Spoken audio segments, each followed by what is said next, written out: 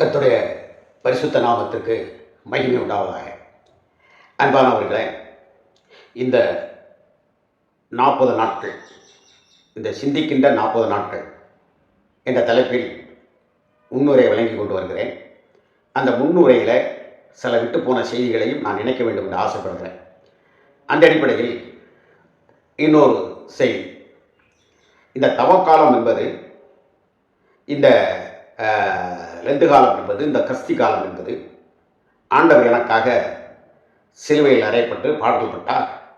ஆகவே நான் புலால் வகை உணவுகள், அசைவ உணவுகள் உண்ணமாட்டேன் என்று 40 நாட்கள் இருக்கிறவர்களும் இருக்கிறார்கள். சில நபர்கள் இந்த வெள்ளிக்கிழமை அவர்கள் அதை சாப்பிடாமல் இருப்பார்கள். இப்படி பல விதங்களிலே இருக்கக்கூடிய ஒரு காட்சி.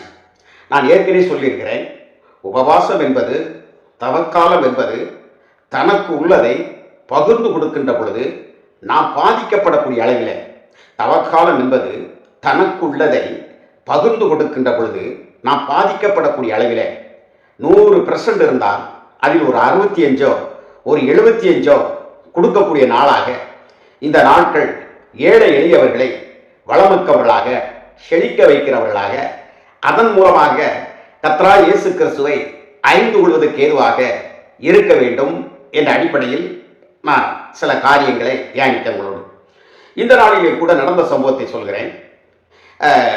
எங்கள் பகுதியில் இருக்கக்கூடிய கவுன்சில் சேர்மன் போதகரும் ஒரு பள்ளியினுடைய தாளாளருமாக இருந்தார்.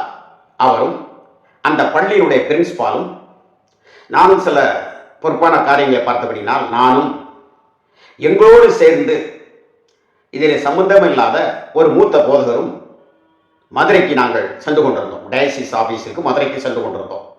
அப்படி நாங்கள் மதுரைக்கு சென்று அங்கே இருக்கக்கூடிய ஆஃபீஸர்ஸ் எல்லாம் நாங்கள் பார்த்து விட்டு திரும்ப வருகின்ற பொழுது மதுரையிலே நல்ல பிரபல்யமான, நல்ல மகத்துவமான ஒரு ஹோட்டலில் நாங்கள் உணவு அருந்துவதற்காக நாங்கள் அங்கே சென்றோம்.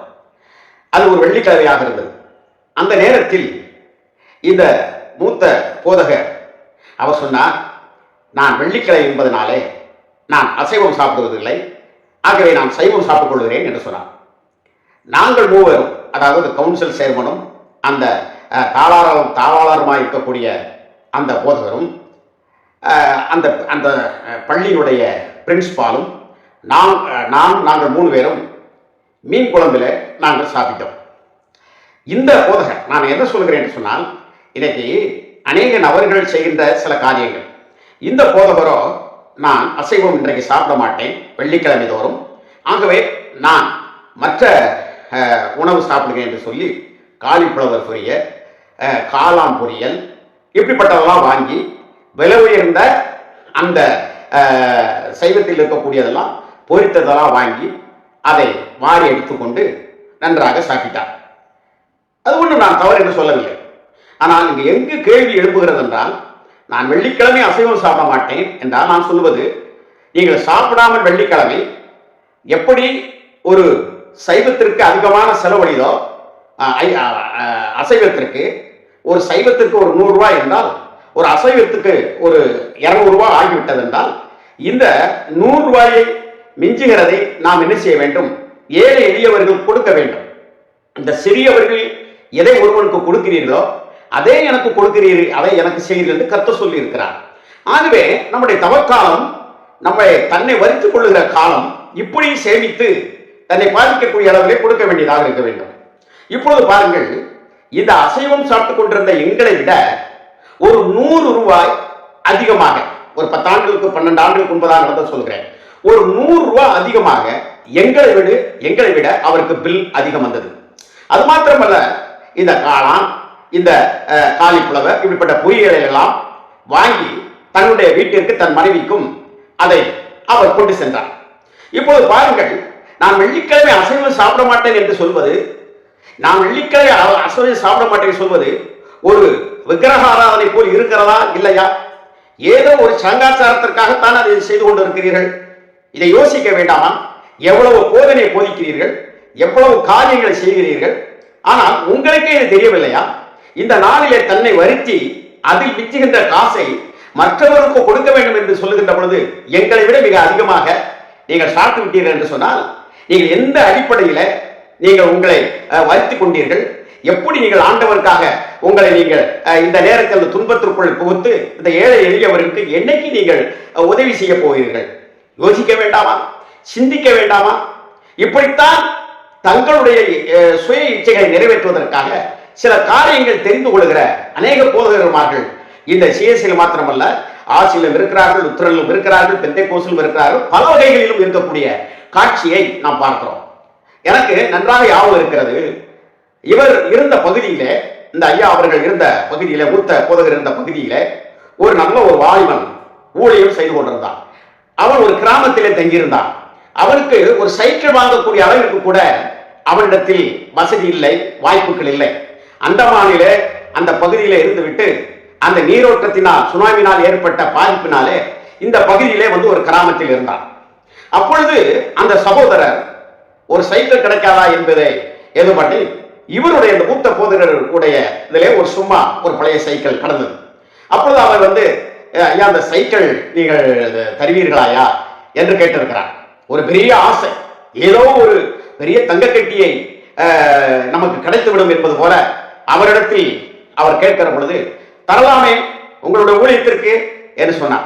எவ்வளவு காசு ஐயா வேணும்? அவர் நினைக்கிறான் மனதில் இதை இலவசமா கொடுப்பார் என்று, அல்ல ஏதாவது ஒரு சிறிய காசு கொடுப்பார் என்று, ஒரு காணிக்கை கொடுத்து விடலாம் என்று.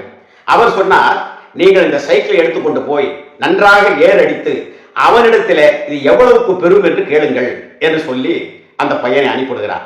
அவரும் இதை எடுத்துக்கொண்டு அங்க போய் அடித்து விட்டு அவன் கேட்கிறான். அப்பொழுது அது யா என்று சொல்கிற பொழுது, அவராக பல தடவை கேட்டுவிட்டார் என்று சொல்லுகிற பொழுது அவன் எவ்வளவா கதறிப்பான் என்று பாருங்கள். அந்த சைக்கிளை கொண்டாந்து விடுகிற பொழுது அந்த அங்க கொண்டு விட்டு என்று சொன்ன உடனே அவன் கொண்டு விட்டான். விட்டு சரி போயிட்டு வாருங்கள். அவன் எவ்வளவு எண்ணத்தோடு, எவ்வளவு ஒரு சிந்தனையோடு உங்களிடத்தில் அவன் யோசித்து வந்திருப்பான். நீங்கள் என்ன கைமாறுதல் செய்தீர்கள்? என்ன நன்மைகள் செய்தீர்கள்? உங்களுடைய துணைவியார் இவ்வளவு பணம் வாங்குகிறார், நீங்கள் இவ்வளவு பணம் வாங்குகிறீர்கள். இருக்க வீடு, உடுக்க உடுப்பு அனைத்தும் உங்களுக்கு இலவசமாக கிடைப்பது போல் கிடைத்துக் கொண்டிருக்கின்ற பொழுது ஒன்றுமே இல்லாத ஒரு ஏழை அவன் எவ்வளவு ஒரு மன வருத்தத்தோடு அவன் போயிருந்திருப்பான். அவன் என்னிடம் முறையிட்டான் என்பதை எண்ணி பார்க்கின்ற பொழுது, பிரியமானவர்களே, போதகர்கள் எல்லாம், என்னை போல ஊழியம் செய்கிறவர்களாம், இந்த நாளிலே நீங்கள் உண்மையாக கிறிஸ்து இயேசுவில் இருந்த சிந்தையினுடைய பாரத்தை சுமக்கக்கூடியவர்களாக, சிந்திக்கவர்களாக, அந்த வார்த்தைகளின்படி நடக்கக்கூடியவர்களாக இருந்தால் ஏழை எளியவர்கள் கண் கலங்காதபடி அவர்களை கண்ணோக்கி பார்த்து தேடி போய் அவர்களுக்கு உங்களை நீங்களை வருத்தி கொண்டு பாதிக்கப்படக்கூடிய அளவில் உதவியை செய்யுங்கள். அதுவே சிறந்த தவக்காலம். அதுவே உங்களுடைய வாழ்க்கையை சிவதவத்தை மேன்மைப்படுத்திக் கொண்டிருக்கும் என்பதை ஆழமாக பதிய வைக்க விரும்புகிறேன். கர்த்தர் உங்களை ஆசீர்வதிப்பாராக. ஆமென், ஆமென்.